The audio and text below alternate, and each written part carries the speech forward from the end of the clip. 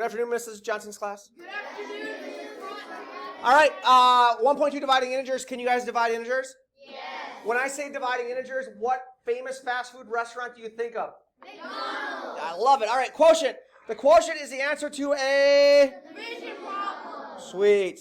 All right, so now we have this thing right here. See what I just circled? The thing inside the box. So this thing inside the box, what's that called?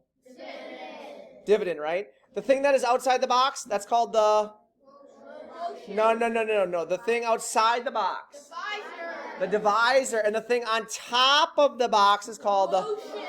And the quotient is the... Answer. Love it.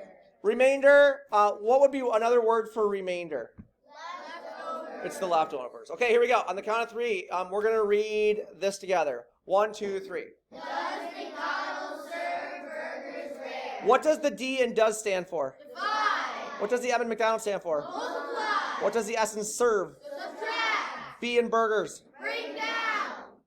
R in rare? Repeat. Sweet. All right, number 3, here we go. I'm going to change. We are going to do this problem together. And when I say do this problem together, I mean number 7, okay?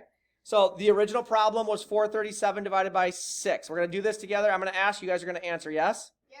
All right, does 6 go into 4? No. So does this 6 go into this 4? No. So do we just do nothing, or do we have to add a... Place value order. So if it doesn't go into 4, we see if it goes into 43, yes? Yes. Does 6 go into 43? Yes. How many times? 7. 7. So we're dividing, and after you divide, we Bring down. multiply, right? So what's 7 times 6? 42. 42. So we divided, we multiplied. So does McDonald's, what's serve stand for? Subtract. So we're going to subtract 43 and 42. What do we get? 7. What do we get? 1.